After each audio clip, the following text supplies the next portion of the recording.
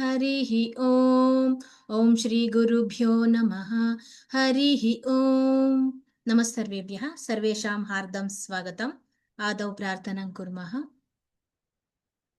अजन्निर्विकल्पं निराकारमेकं निरानन्दमानन्दमद्वैतपूर्णं परन्निर्गुणं निर्विशेषं निरीहं परब्रह्मरूपं गणेशं भजेम गुरुरेव गतिर्गुरुमेव भजे गुरुणैव सहास्मि नमो गुरवे न गुरोः परमं शिशुरस्मि गुरोः मतिरस्ति गुरौ मम पाहि गुरो ज्ञानं देहि स्मृतिं देहि विद्यां देहि सरस्वती प्रतिष्ठां कवितां देहि शक्तिं शिष्यप्रबोधिकां वसुदेवसुतं देवं कंसचाणूरमर्दनं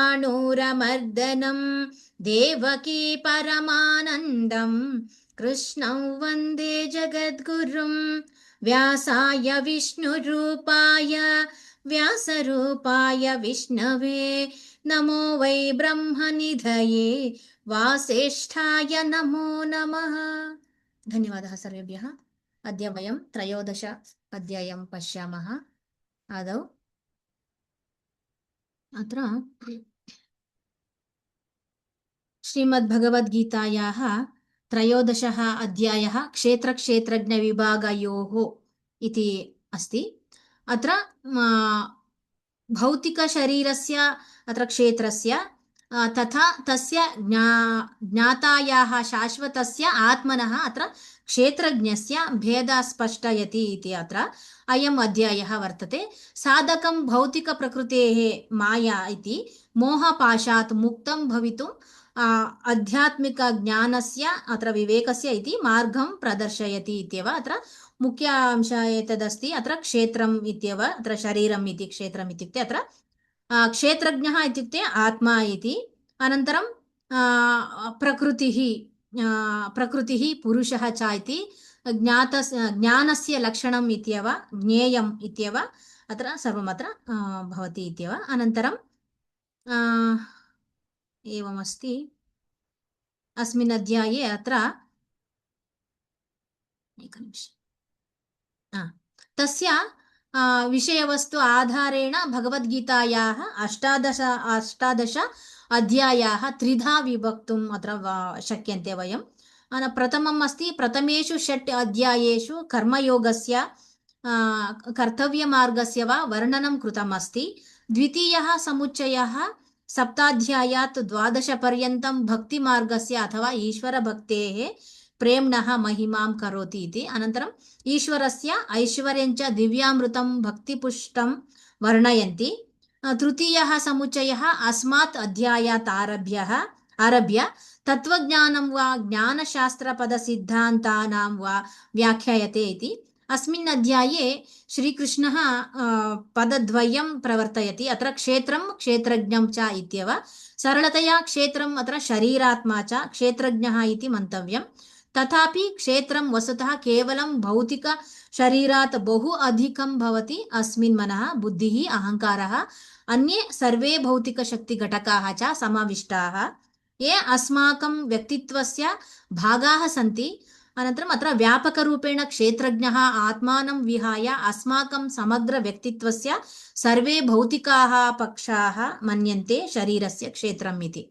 अनन्तरं यदा कृषकः स्वक्षेत्रे धानं रोपयति तदा सः केवलं धानं लब्धुं शक्नोति, न तु तस्मात् क्षेत्रात् गोधूमं कुक्कुटं वा एवमेव वयं स्वक्षेत्रे अर्थात् अत्र शरीरे यानि शुभाशुभविचाराः कर्माणि च रोपयामः तानि फलनियतिं लभामः इति। बुद्धः उपदिशति स्म यत् वयं यत् किमपि चिन्तितस्य परिणामः अस्ति अस्माकं विचारेषु आधारितम् अस्माकं विचारैः निर्मितं च इति। एवं यथा वयं चिन्तयामः चेत् तत्र तदेव भवेम इत्येव। महान् अमेरिका दार्शनिकः राल्फ् वाल्डो एमर्सन् अवदत् यत् तत्र प्रत्येकस्य कर्मस्य पूर्वजः विचारः एव इति। अतः अस्माकं शरीरक्षेत्रे समुचितविचारकर्माणां संवर्धनम् अवश्यम्। अस्य कृते क्षेत्रज्ञस्य क्षेत्रज्ञस्य क्षेत्रज्ञस्य च भेदं क्षेत्रज्ञ तदेव अत्र भेदं कर्तुं शक्नुमः वयम् इत्येव। अनन्तरम् अत्र श्रीकृष्णः मानवस्य अस्तित्वस्य एतयोः पक्षयोः विस्तृतविश्लेषणं करोति। अनन्तरम् अत्र क्षेत्रं मानुषशरीरक्षेत्रं व्याप्तं द्रव्यं परिगणयित्वा आरभते। अस्मिन् क्षेत्रे अत्र शरीरे उत्पद्यमानान् भावाः इत्यादयः परिवर्तनानि इति आह्वयति। गुणाः पुण्यगुणाः च क्षेत्रं शुद्धयन्ति, ज्ञानेन च प्रकाशयन्ति इत्येव। अनन्तरं यत् ज्ञानं क्षेत्रज्ञस्य वा अस्माकम् आत्मनः अस्तित्वं ज्ञातुम् अवगन्तुं च सहायं करोति इत्येव। अनन्तरं श्रीकृष्णः तथा सर्वजीवक्षेत्रज्ञस्य परमस्य ईश्वरस्य वर्णनं कर्तुम् आरभते। अत्र परमेश्वरस्य युगपत् विपरीतगुणाः सन्ति, ये विरोधिनः इव भासन्ते इति। अनन्तरम् आह इत्येव। ईश्वरः स्वसृष्टौ सर्वव्यापी इति अवगच्छन्तु, तथापि सः प्रत्येकस्य जीवस्य हृदये उपविशति, एवं स परमात्मा इत्येव। परमात्मनम् आत्मानं जीवानां भौतिकत्वं च वर्णयित्वा श्रीकृष्णः एतेषु कः तेषां कर्मणाम् उत्तरदायी इति व्याख्यायते। तथा च विश्वे विस्तृते कारणकारणयोः कः उत्तरदायी, ये एतान् भेदान् अवगत्य कर्मणां सम्यक् कारणानि चिन्वन्ति, ते एव परमं सत्यं पश्यन्ति इति ज्ञाने च स्थिताः इत्येव। ते मनसभ्रमैः आत्मानम् अवनतिं न कुर्वन्ति, प्रत्येकस्मिन् जीवे परमात्मनः सान्निध्यं च प्रतीयन्ते। तस्मिन् एव भौतिकप्रकृतौ ते विविधजीवानां परिचयं कृत्वा सामान्येन आध्यात्मिकेन उपस्तरेण व्याप्तं सर्वम् अस्तित्वं द्रष्टुं समर्थाः भवन्ति। अनेन ज्ञानेन ब्रह्मचेतनां वा ईश्वरसाक्षात्कारं वा प्राप्नुवन्ति इत्येव। अनन्तरम् अत्र एकनिमिषम्।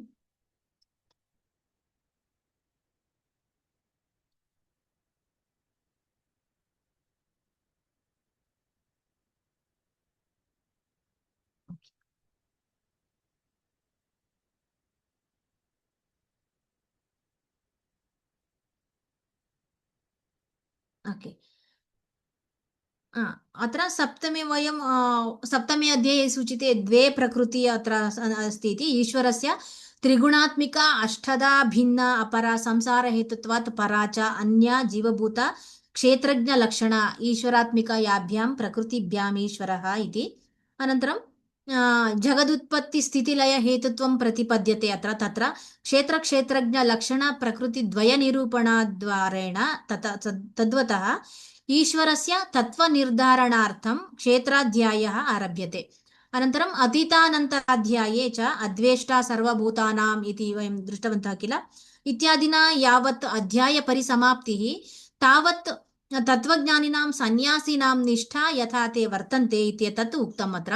केन पुनः ते तत्त्वज्ञानेन युक्ताः यथोक्तधर्माचरणात् भगवतः प्रिया भवन्ति इति एवम् अर्थश्च अयम् अध्यायः आरभ्यते इति। प्रकृतिश्च त्रिगुणात्मिका सर्वकार्यकरणविषयाकारेण परिणत पुरुषस्य भोगापवर्गात् कर्तव्यतया देहेन्द्रियाद्याकारेण संहन्यते, सोऽयं सङ्घातः इदं शरीरं तदेतत् भगवान् उवाच इत्येव अग्रे आगच्छति। अत्र प्रथमं भगवान् नास्ति, अत्र भगवान् अर्जुनः उवाच इति अस्ति। अनन्तरं भगवान् उवाच भवति, अर्जुनस्य प्रश्नः भवति प्रथमं, तद् पश्यामः इदानीम्। अस्तु, इदानीम् आरम्भं कुर्मः। ॐ श्रीपरमात्मने नमः। श्रीमद्भगवद्गीता अथ त्रयोदशोऽध्यायः। क्षेत्रक्षेत्रज्ञविभागयोगः। अर्जुन उवाच प्रकृतिं पुरुषं चैव क्षेत्रं क्षेत्रज्ञमेव च एतद्वेदितुमिच्छामि ज्ञानं ज्ञेयं च केशव। अर्जुन उवाच प्रकृतिं पुरुषं चैव क्षेत्रं क्षेत्रज्ञमेव च एतद्वेदितुमिच्छामि ज्ञानं ज्ञेयं च केशव। एतत् श्लोकं पुस्तकमध्ये नास्ति, तद् अत्र अवगन्तुम् एव अवगमनं कर्तुम् एव एतत् श्लोकः। अस्तु, एतद् इदानीं पदच्छेदः एवमस्ति अत्र। ओके, अर्जुनः उवाच इति भवति। अत्र प्रकृतिं पुरुषं क्षम्यताम्, अत्र अनुस्वारानन्तरं चकार अस्ति, अत्र ञकारः भवति। अत्रापि अनुस्वारानन्तरं क्ष अस्ति, अतः अत्र प्रथमम् अत्र ञकारः भवति। क्ष अत्र मिलित्वा अस्ति किल, क्ष ककार अपि च शकार मिलित्वा प्रथमं ककार आगच्छति, अतः परसवर्णः ककारस्य एव अत्र ज्ञातुं शक्यते। अतः क्षेत्रज्ञ, अत्र क्षेत्रं क्षेत्र इत्येव, अतः प्रथमं यदस्ति तदेव परसवर्णं कर्तव्यम् इत्येव। अस्तु, अनन्तरम् एतद् वेदितुम् इति तद्दकार एत्वम् अत्र वकार एतद् वेदितुम् इत्येव भवति। च अत्र महाप्राणमस्ति, अत्र अनुस्वरानन्तरं ज्ञ अस्ति, अतः तदेव समानम् एव भवति। अत्र मिलित्वा अस्ति किल, ज्ञ पूर्वे दृष्टवन्तः वयम्, अतः अत्र ञकारः भवति। अत्र चकारः अस्ति अनुस्वारानन्तरम्, अतः परसवर्णः ञकारः भवति। अस्तु, इदानीं पदच्छेदः एवमस्ति, अर्जुनः उवाच इति। अत्र प्रकृतिं पुरुषं च एव क्षेत्रं क्षेत्रज्ञम् एव च इति, एतत् वेदितुम् इच्छामि, ज्ञानं ज्ञेयं च केशव इत्येव भवति। अनन्तरम् अत्र पदार्थः एवमस्ति, अर्जुन इत्युक्ते अर्जुनः एव इति एव, उवाच इति। अत्र प्रकृतिम् इत्युक्ते प्रकृति इत्येव भवति, पुरुषम् अत्र आत्मा, च इत्येव तथा इत्येव, एव खलु एव इति, क्षेत्रम् अत्र क्षेत्र इति, क्षेत्रज्ञम् अत्र क्षेत्रज्ञं क्षेत्रस्य ज्ञाता इत्येव भवति। अत्र क्षेत्रः क्षेत्र इत्येव, अत्र ज्ञं ज्ञाता इत्येव भवति। एव खलु एव च अत्र तथा इति, तत् एतत्। अनन्तरं वेदितुम् अत्र ज्ञातुम् इत्येव भवति, इच्छामि इच्छामि एव, ज्ञानम् इत्युक्ते अत्र ज्ञानम् एव, ज्ञेयं यद् ज्ञातव्यं तदेव ज्ञानमिति, च तथा इत्येव, केशव अत्र केशव कृष्णः इत्येव भवति। अनन्तरम् अत्र अन्वयः एवमस्ति, इदं शरीरं कौन्तेय क्षेत्रम् इति अभिधीयते, एतद् यः वेत्ति तं तद्विदः क्षेत्रज्ञम् इति प्राहुः इत्येव भवति अर्थः, अन्वयः एवं भवति। अनन्तरम् अत्र अर्जुन अत्र प्रकृतिं अर्जुनः उवाच, अत्र सर्वम् अत्र अर्थः एवमस्ति। अत्र एकनिमिषम्, हे केशव, किं प्रकृतिः पुरुषः च, किं च क्षेत्रं क्षेत्रज्ञं च ज्ञातुमिच्छामि, किं च सत्यं ज्ञानं ज्ञातुमिच्छामि, किं च अस्य ज्ञानस्य लक्ष्यम् इत्येव वदतु इति अर्जुनस्य प्रश्नः अस्ति। अत्र केषुचित् संस्कारेणेषु अयं श्लोकः लेपितः अस्ति इति अत्र तात्पर्यं, क्षम्यतां, तात्पर्यमेवम् अत्र। ततः परं श्लोकः त्रयोदश प्रकरणस्य प्रथमश्लोकरूपेण कृतः अस्ति। एतद् अर्जुनस्य प्रश्नः भवति इत्येव, अत्र केवलं ज्ञातुम् एव। अस्तु, अत्र द्वितीयश्लोकं पश्यामः इदानीम्।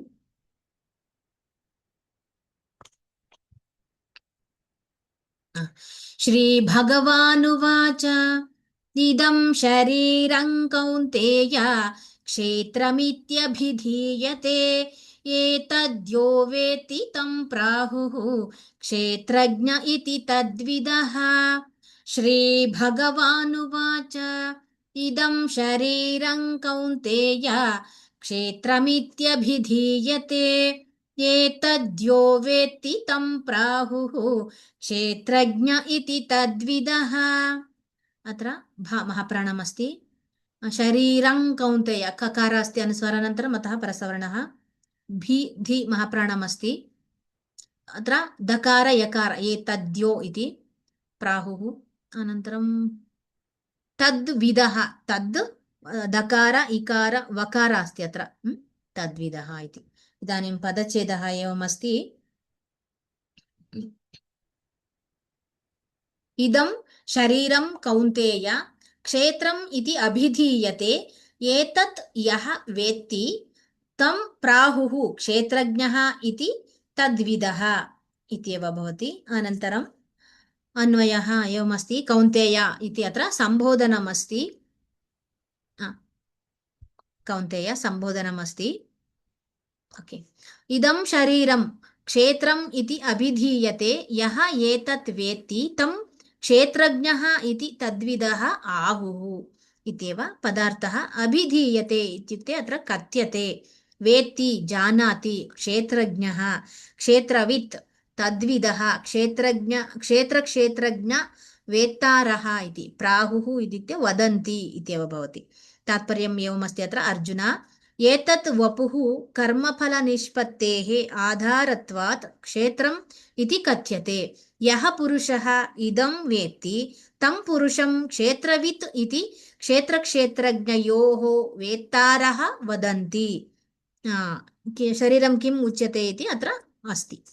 अस्तु, इदानीम् अत्र इदम् इति अत्र सर्वनाम्ना उक्तम्। अत्र विशिनष्टि शरीरम् इत्येव भवति इति। हे कौन्तेय, क्षतत्राणात् अत्र क्षयात् क्षरणात् क्षेत्रवद्वा अस्मिन् कर्मफलनिष्पत्तेः क्षेत्रमिति इति शब्दः। एवं शब्दपदार्थकः क्षेत्रम् इत्येवम् अभिधीयते, कथ्यते इत्येव।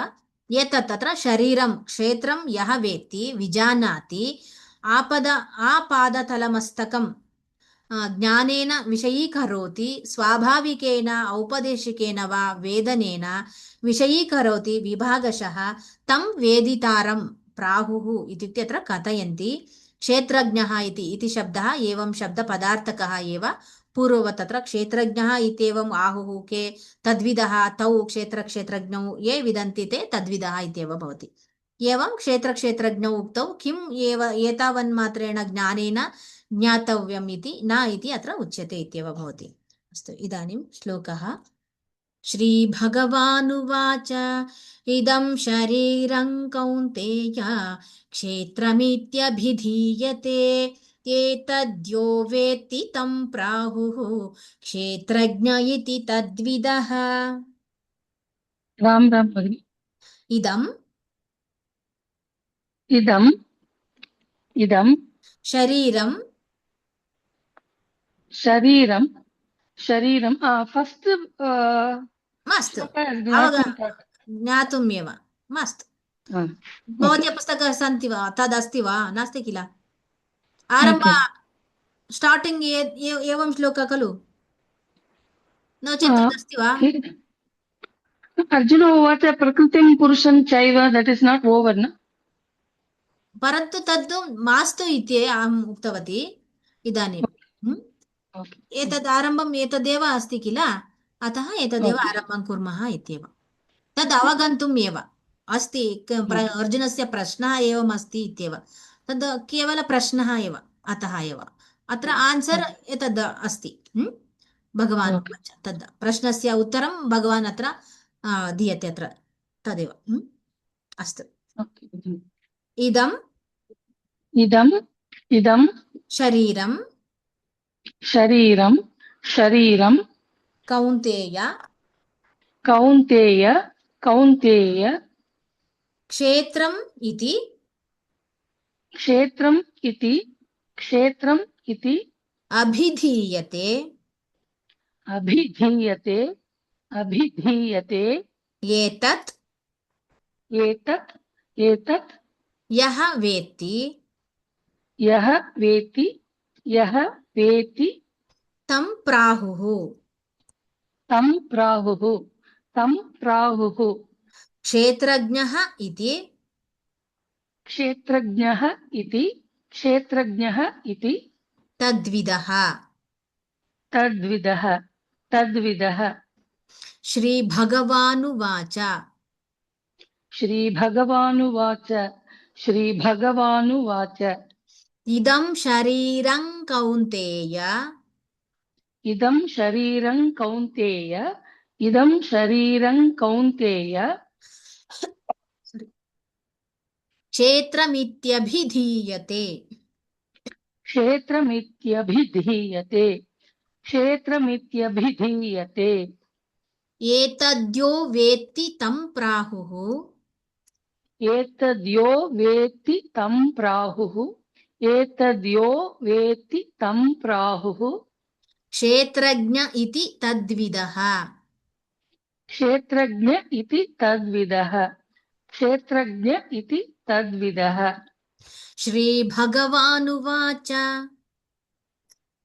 श्रीभगवानुवाच श्रीभगवानुवाच इदं शरीरं कौन्तेय इदं शरीरं कौन्तेय इदं शरीरं कौन्तेय क्षेत्रमित्यभिधीयते क्षेत्रमित्यभिधीयते क्षेत्रमित्यभिधीयते एतद्यो वेत्ति तं प्राहुः एतद्यो वेत्ति तं प्राहुः एतद्यो वेत्ति तं प्राहुः क्षेत्रज्ञ इति तद्विदः क्षेत्रज्ञ इति तद्विदः क्षेत्रज्ञ इति तद्विदः श्रीभगवानुवाच इदं शरीरं कौन्तेय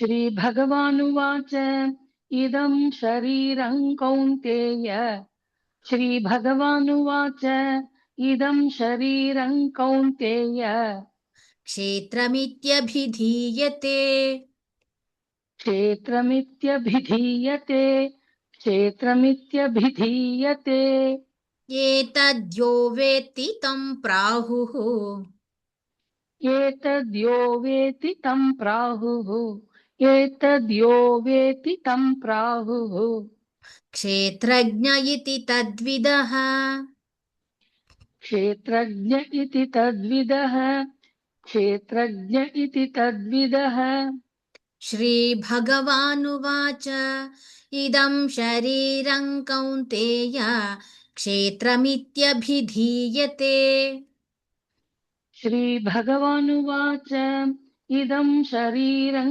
कौन्तेय क्षेत्रमित्यभिधीयते ये श्रीभगवानुवाच इदं शरीरं कौन्तेय क्षेत्रमित्यभिधीयते एतद्यो वेत्ति तं प्राहुः क्षेत्रज्ञ इति तद्विदः एतद्यो वेत्ति तं प्राहुः क्षेत्रज्ञ इति तद्विदः एतद्यो वेत्ति तं प्राहुः क्षेत्रज्ञ इति तद्विदः श्रीभगवानुवाच इदं शरीरं कौन्तेय क्षेत्रमित्यभिधीयते एतद्यो वेत्ति तं प्राहुः क्षेत्रज्ञ इति तद्विदः श्रीभगवानुवाच इदं शरीरं कौन्तेय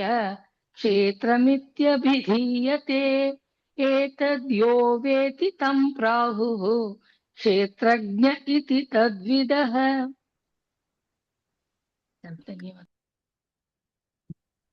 श्रीभगवानुवाच इदं शरीरं कौन्तेय क्षेत्रमित्यभिधीयते एतद्यो वेत्ति तं प्राहुः क्षेत्रज्ञ इति तद्विदः श्रीभगवानुवाच इदं शरीरं कौन्तेय क्षेत्रमित्यभिधीयते एतद्यो वेत्ति तं प्राहुः क्षेत्रज्ञ इति तद्विदः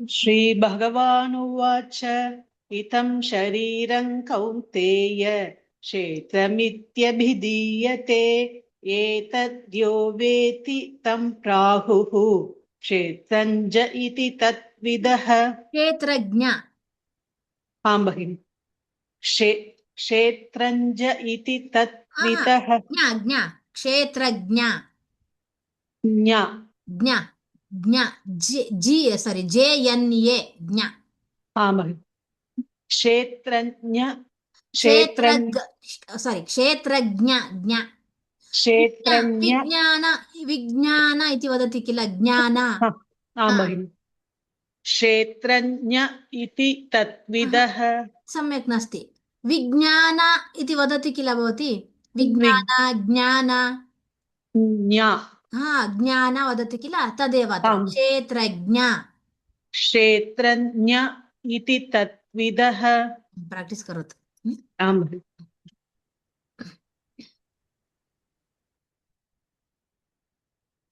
श्रीभगवानुवाच इदं शरीरं कौन्तेय क्षेत्रमित्यभिधीयते एतद्यो वेत्ति तं प्राहुः क्षेत्रज्ञ इति तद्विदः श्रीभगवानुवाच One second. Bhavanu nasti. Bhaga. Ganesha ga. Shri Bhagavanuvacha. Slowly vadatu. Okay श्रीभगवानुवाच Baha nasti. Bhaga ga. श्रीभगवानुवाच इदं शरीरं Sarira कौन्तेय nasti. Shankarasha. शरीरम् Sharira. इदं शरीरं Kaunteya Sharirang kaunteya. Anu nasti kasti kila atra. शरीरं कौन्तेय क्षेत्रमित्यभिधीयते एतत् Abhidhiyate. Okay Mityabhidhiyate. मित्यभिधीयते Aha. Nana. क्षेत्रमिति अभिधीयते क्षेत्रमित्यभिधीयते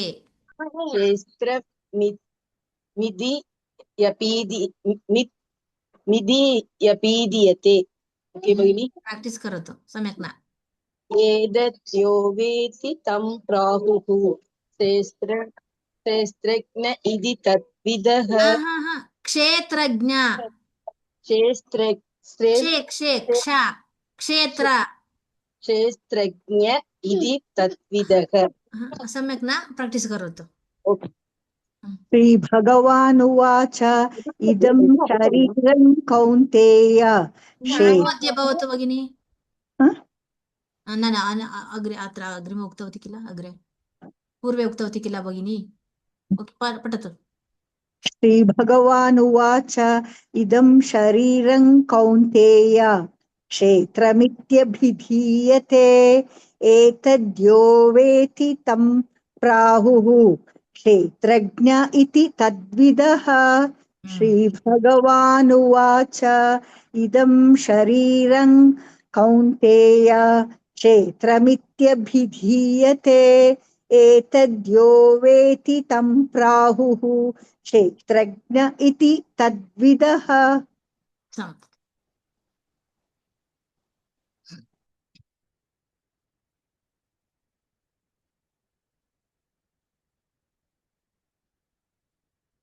अभवत् वा अग्रिमश्लोकः क्षेत्रज्ञं चापि मा विद्धि सर्वक्षेत्रेषु भारत क्षेत्रक्षेत्रज्ञयोर्ज्ञानं यत्तज्ज्ञानं मतं मम क्षेत्रज्ञं चापि मा विद्धि सर्वक्षेत्रेषु भारत क्षेत्रक्षेत्रज्ञयोर्ज्ञानं यत्तज्ज्ञानं मतं मम किञ्चित् क्लिष्टम् अस्ति श्लोकः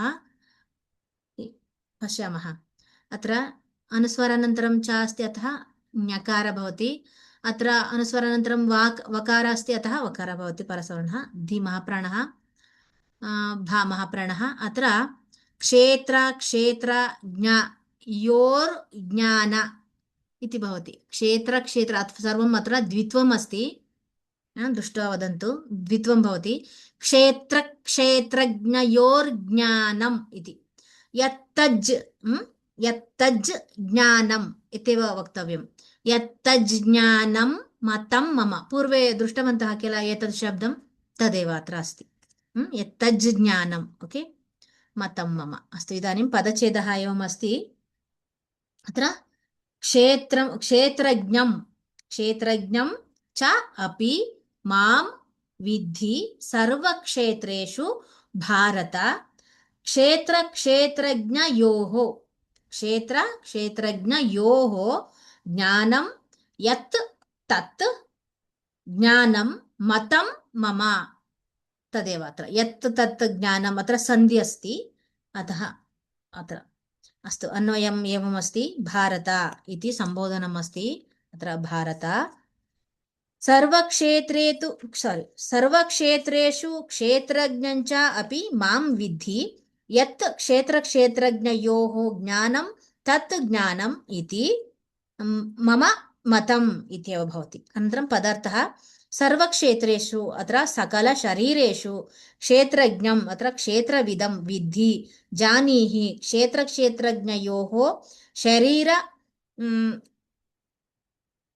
शरीरतद्विदोः इति भवति शरीरतद्विदोः ज्ञानं बोधः इति ज्ञानम् अत्र साधुः इति बोधः इति भवति अपि मम मतम् अत्र मम अभिमतम् इत्येव अस्ति इदानीं तात्पर्यं भारत सकलशरीरेषु क्षेत्रविदम् अपि मां जानीहि शरीर तद्विदोः बोधः एव बोधः इति मम अभिमतम् इत्येव भवति अनन्तरम् अत्र क्षेत्रज्ञम् अत्र क्षेत्रज्ञं यथोक्तलक्षणं च अपि मां परमेश्वरम् असंसारिणं विद्धि जानीहि सर्वक्षेत्रेषु यः क्षेत्रज्ञः अत्र ब्रह्मादिस्तम्भपर्यन्तानि कक्षेत्रोपाधि प्रविभक्तः तं निरस्त सर्वोपाधिभेदम् इति सदसदादिशब्द प्रत्ययागोचरं विद्धि इति अभिप्रायः वर्तते अत्र हे भारत यस्मात् क्षेत्रज्ञेश्वर यथात्म्य व्यतिरेकेण न ज्ञानगोचरम् अन्यत् अवशिष्टम् अस्ति तस्मात् क्षेत्रक्षेत्रज्ञयोः ज्ञेयभूतयोः यत् ज्ञानं तत् क्षेत्रक्षेत्रज्ञौ येन ज्ञानेन विषयीक्रियते तत् ज्ञानं सम्यक् ज्ञानम् इति मम मतम् अभिप्रायः मम ईश्वरस्य विष्णोः अभिप्रायः इत्येव भवति ननु सर्वक्षेत्रेषु एक एव ईश्वरः न अन्यः तद्व्यतिरिक्तः भोक्ता विद्यते चेत् ततः ईश्वरस्य संसारित्वं प्राप्तम् इत्येव ईश्वरव्यतिरेकेण वा संसारिणः अन्यस्य अभावात् अत्र संसाराभावप्रसङ्गः इति तच्च उभयमन्विष्टम् इत्येव भवति अत्र बन्धमोक्ष तद्देतु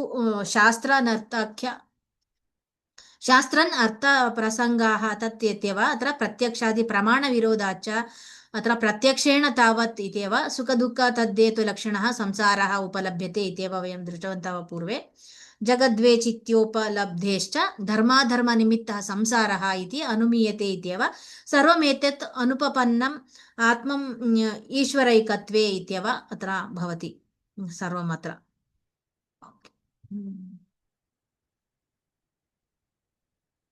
ओके तद् श्लोकः बृहत् अर्थम् अत्र अस्ति तद् इदानीं मास्तु इत्येव मम अभिप्रायः अस्ति वयं भवन्तः शक्यते चेत् अन्यत्र पश्यन्तु बहूनि अस्ति अत्र अर्थः तद् श्लोक एव बहूनि अर्थं वदन्ति इदानीं मास्तु इदानीं श्लोकः क्षेत्रज्ञञ्चापि मां विद्धि सर्वक्षेत्रेषु भारत क्षेत्रक्षेत्रज्ञयोर्ज्ञानं यत्तज्ज्ञानं मतं मम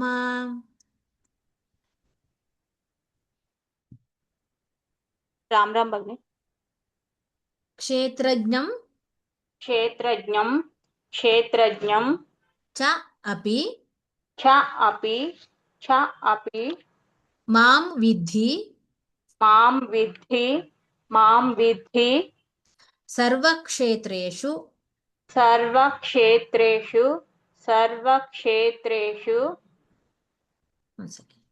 भारत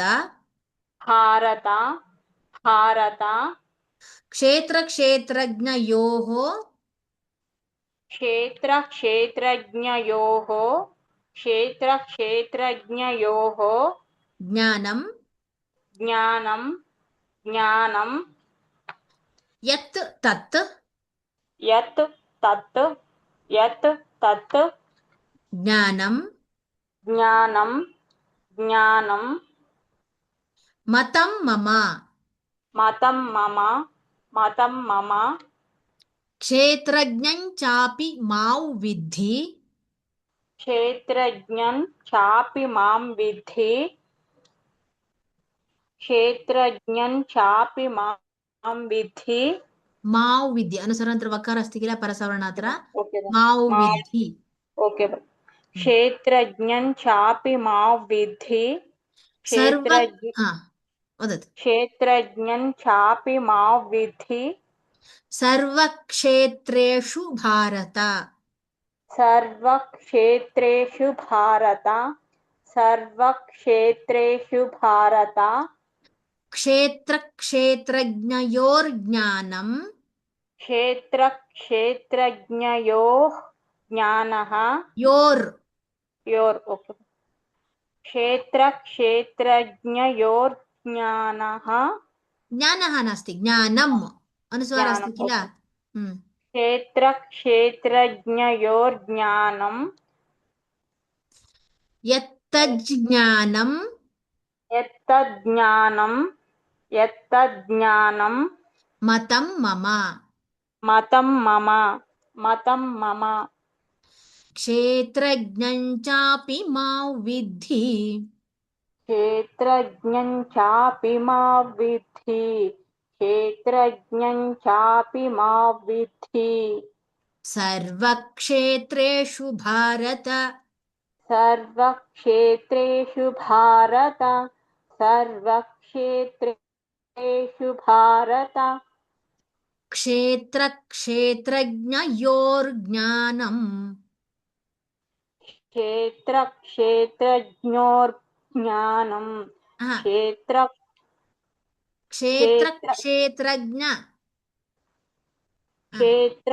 क्षेत्रक्षेत्रज्ञयो योर्ज्ञानम् क्षेत्रक्षेत्रज्ञोर्ज्ञानं ज्ञा अपि अस्ति अत्र क्षेत्रक्षेत्रज्ञयोर्ज्ञानम् ओके क्षेत्रक्षेत्रज्ञयोर्ज्ञानं क्षेत्रक्षेत्रज्ञयोर्ज्ञानं सम्यक् यत्तज् इति वक्तव्यं यत्तज्ज्ञानं मतं मम यत्तज्ज्ञानं मतं मम यत्तज्ज्ञानं मतं मम क्षेत्रज्ञं चापि मां विद्धि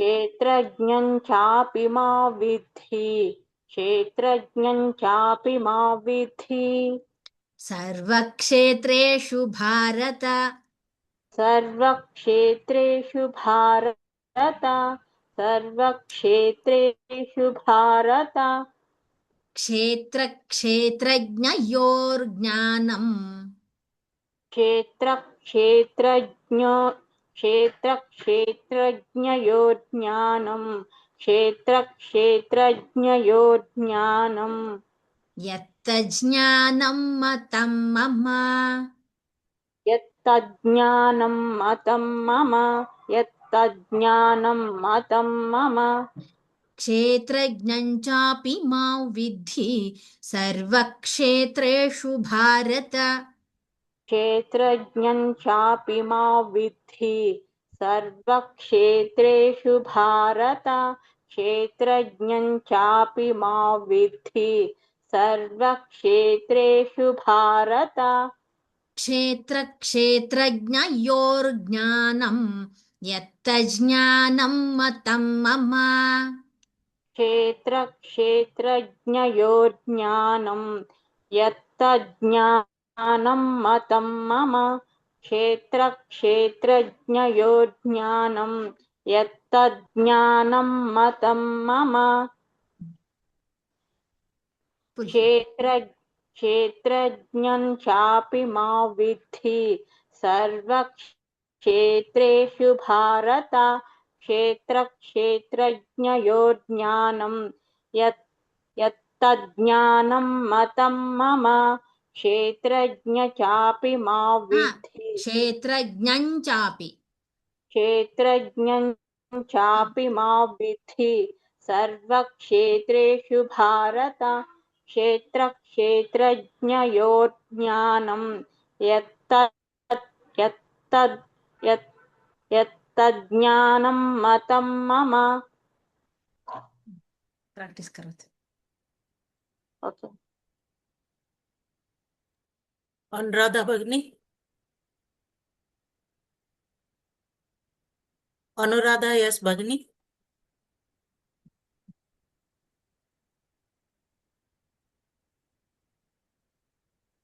राजेश्वरी. क्षेत्रज्ञं चापि मां विद्धि सर्वक्षेत्रेषु भारत क्षेत्रक्षेत्रज्ञयोर्ज्ञानं यत्तज्ज्ञानं मतं मम. क्षेत्रज्ञं चापि मां विद्धि सर्वक्षेत्रेषु भारत क्षेत्रक्षेत्रज्ञयोर्ज्ञानं यत्तज्ज्ञानं मतं मम. क्षेत्रज्ञं चापि मा विद्धि सर्वक्षेत्रेषु भारत क्षेत्रक्षेत्रज्ञयोर्ज्ञानं यत्तज्ज्ञानं मतं मम. क्षेत्रं चापि मा क्षेत्रज्ञं चापि मा विद्धि सर्वक्षेत्रेषु भारत क्षेत्रक्षेत्रज्ञयोर्ज्ञानं. क्षेत्रज्ञ नास्ति, अत्र ज्ञा वदति किल, समानज्ञा अत्र. क्षेत्रक्षेत्रज्ञयोर्ज्ञानं सम्यक् यत्तज्ज्ञानं मतं मम. सम्यक्. क्षेत्रं न क्षेत्रज्ञं चापि.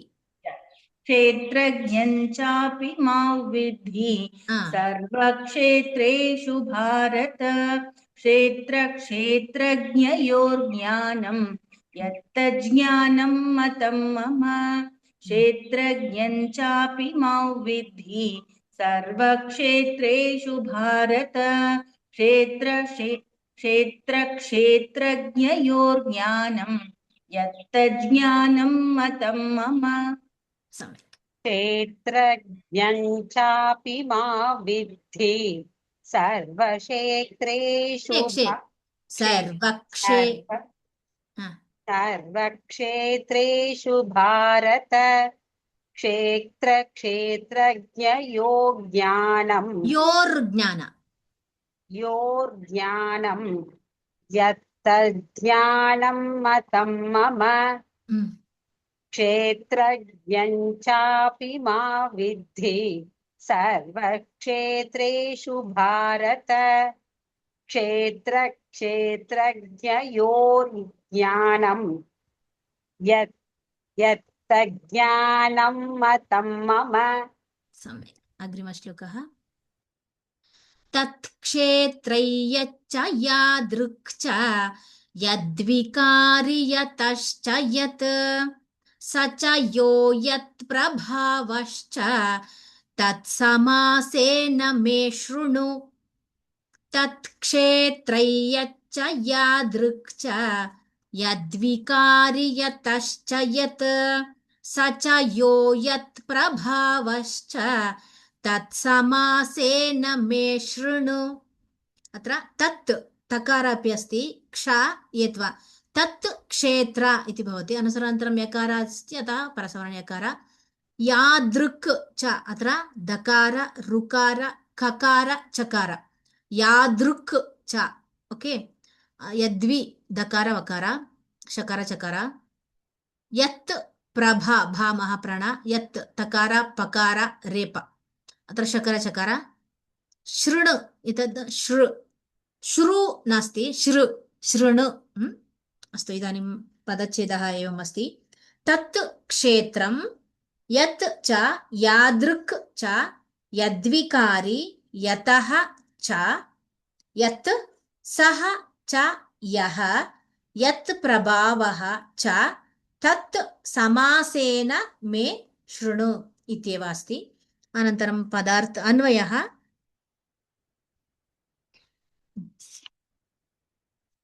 अत्र तत् क्षेत्रं यत् च यादृक् च यद्विकारी यतः च सः च यः यत् प्रभावः च तत् समासेन मे शृणु इत्येव भवति।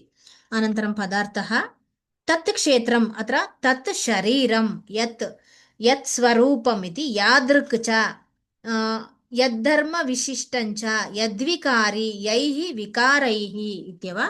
अनन्तरं युक्तम् इति विकारैः युक्तं यतश्च यादृशात् हेतोः जायते इति सः च सः क्षेत्रज्ञः यः यत् स्वरूपः यत् प्रभावः यादृशः यादृशप्रभावविशिष्टः इत्येव भवति। मम शृणु मम वदतु मम अत्र अस्ति मह्यं वदतु इत्येव। अस्तु इदानीं तात्पर्यम् एवमस्ति अत्र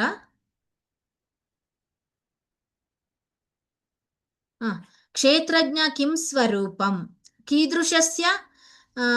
कीदृशः च धर्माः तत्र सन्ति विकारकारणीभूताः अंशाः के कस्मात् इदं जायते तथा अस्य क्षेत्रज्ञस्य किं स्वरूपं कीदृशस्य धर्माः तस्मिन् सन्ति तदिदं सर्वमपि संक्षेपेण कथयामि शृणु इति भगवान् अर्जुनं प्रति उक्तवान् अस्ति इत्येव। अनन्तरम् अत्र यत् निर्दिष्टम् इदं शरीरम् इति तच्छब्देन परमामृशति इत्येव। अनन्तरं यच्च इदं निर्दिष्टं क्षेत्रं तत् यादृशं स्वकीयैः धर्मैः इति च शब्दः अत्र समुच्चयार्थः इति भवति। यद्विकारी यः विकारः यस्य तत् यद्विकारी यतः यस्मात् च यत् कार्यम् उत्पद्यते इति वाक्यशेषः स च यः क्षेत्रज्ञः निर्दिष्टः सः यत् प्रभावः ये प्रभावाः उपाधिकृताः शक्तयः यस्य सः यत् प्रभावश्च तत् क्षेत्रज्ञयोः यथात्म्यं यथा विशेषितं समासेन अत्र संक्षेपेण मे मम वाक्यतः शृणु श्रुत्वा अवधारय इति अर्थः भवति। अत्र तत् क्षेत्रज्ञ यथात्म्यं विवक्षितं स्तौति श्रोतृबुद्धि प्ररोचनार्थम् इत्येव अत्र भाष्यं भवति। अनन्तरम् इदानीं श्लोकः एवमस्ति अत्र तत् क्षेत्रयच्च यादृक् च यद्विकारी यतश्च यत् स च यो यत् प्रभावश्च तत्समासेन मे शृणु। हरि ओम भगिनी। तत् क्षेत्रं तत् क्षेत्रं यत् च यादृक् च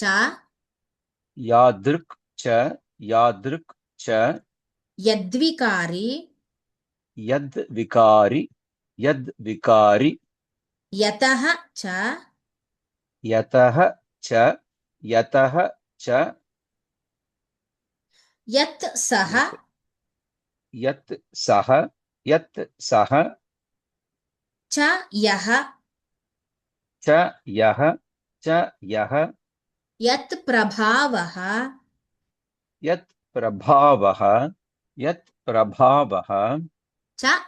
च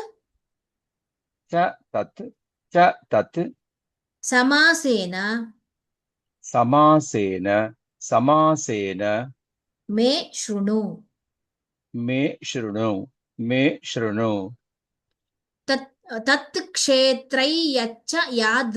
तत् क्षेत्रयच्च यादृक् च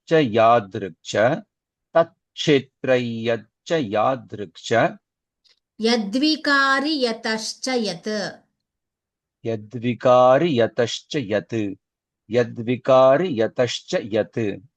स च यो यत् प्रभावश्च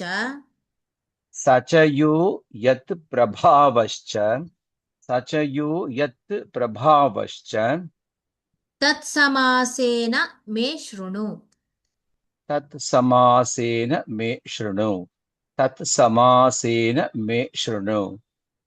तत्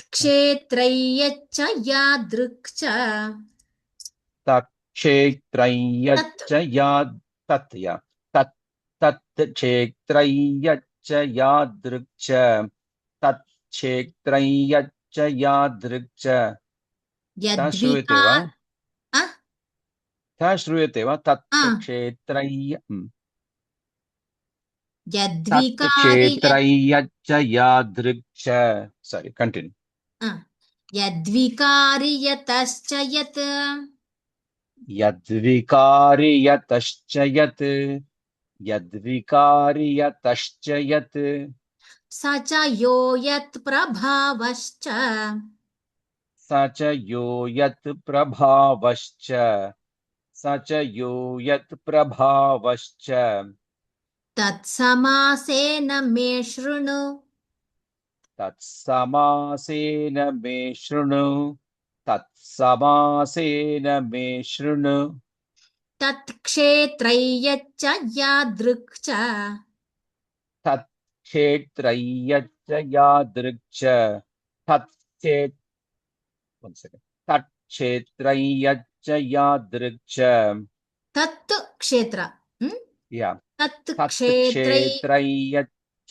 one second I'll tell तत्क्षेत्रय्यच्च यादृक् च तत्क्षेत्रय्यच्च यादृक् च यद्विकारि यतश्च यत् यद्विकारि यतश्च यत् यद्विकारि यतश्च यत् स च यो यत् प्रभावश्च स च यो यत् प्रभावश्च स च यो यत् प्रभावश्च तत्समासेन मे शृणु तत्समासेन मे शृणु तत्समासेन मे शृणु तत्क्षेत्रय्यच्च यादृक् च यद्विकारि यतश्च यत् तत्क्षेत्रय्यच्च यादृक् च यद्विकारि यतश्च यत्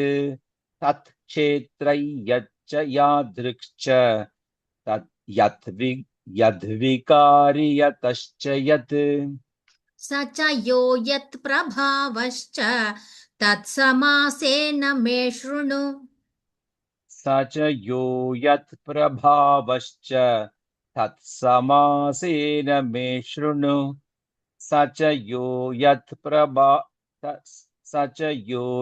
प्रभावश्च तत्समासेन मे शृणु तत्क्षेत्रय्यच्च यादृक् च यद्विकारि यतश्च यत् स च यो यत् प्रभावश्च तत्समासेन मे शृणु तत्क्षेत्रय्यच्च यादृक् च यद्विकारि यतश्च यत् स च यो यत् प्रभावश्च तत्समासेन मे शृणु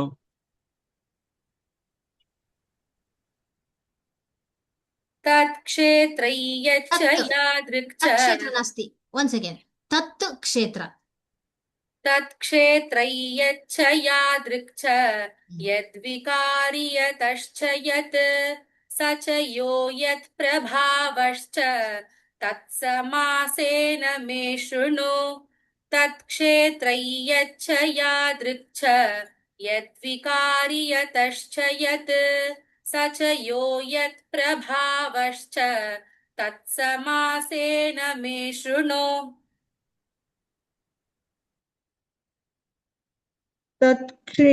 तत्क्षेत्रय्यच्च यादृक् च once again तत् क्षेत्र तत् क्षेत्रै तत्क्षेत्रय्यच्च यादृक् च यद्विकारि यतश्च यत् स च यो यत् प्रभावश्च तत्समासेन मे शृणु तत्क्षेत्रय्यच्च यादृक् च यद्विकारि यतश्च यत् स च यो यत् प्रभावश्च तत्समासेन मे शृणु तत्क्षेत्रय्यच्च यादृक् च यद्विकारि यतश्च यत् स च यो यत्प्रभावश्च तत्समासेन मे शृणु तत्क्षेत्रय्यच्च यादृक् च यद्विकारि यतश्च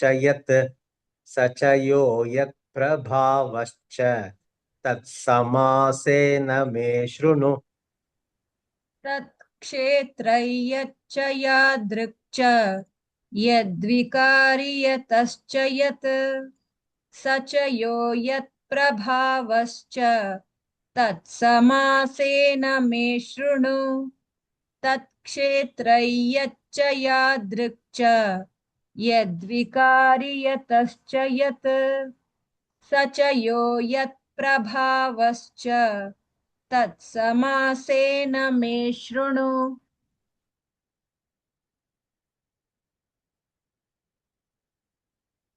अभवत् वा? अभवत् भगिनि समापयामः वा? आम् ॐ श्री परमात्मने नमः। श्रीमद्भगवद्गीता अथ त्रयोदशोऽध्यायः क्षेत्रक्षेत्रज्ञविभागयोगः।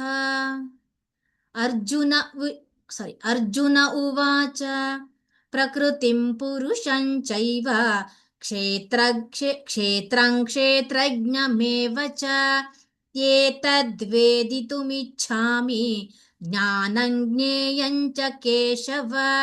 श्रीभगवानुवाच इदं शरीरं कौन्तेय क्षेत्रमित्यभिधीयते एतद्यो वेत्ति तं प्राहुः क्षेत्रज्ञ इति तद्विदः। क्षेत्रज्ञं चापि मां विद्धि सर्वक्षेत्रेषु भारत। क्षेत्रक्षेत्रज्ञयोर्ज्ञानं यत्तज्ज्ञानं मतं मम तत्क्षेत्रयच्च यादृक् च यद्विकारि यतश्च यत् स च यो यत्प्रभावश्च तत्समासेन मे शृणु। यत्र योगेश्वरः कृष्णः यत्र पार्थो धनुर्धरः तत्र श्रीर्विजयो भूतिः ध्रुवा नीतेर्मतेर्मम। सर्वे भवन्तु सुखिनः सर्वे सन्तु निरामयाः सर्वे भद्राणि पश्यन्तु मा कश्चित् दुःखभाग् भवेत्। काले वर्षतु पर्जन्यः पृथिवी सस्यशालिनी लोकोऽयं क्षोभरहितः ब्राह्मणाः सन्तु निर्भयाः। स्वस्ति प्रजाभ्यः परिपालयन्तां न्यायेन मार्गेण महीं महिषाः। गोब्राह्मणेभ्यः शुभमस्तु नित्यं लोकाः समस्ताः सुखिनो भवन्तु लोकाः समस्ताः सुखिनो भवन्तु लोकाः समस्ताः सुखिनो भवन्तु। धन्यवादः सर्वेभ्यः। धन्यवादः भगिनि धन्यवादः। नमस्ते मैडम। नमस्ते। फर्स्ट श्लोक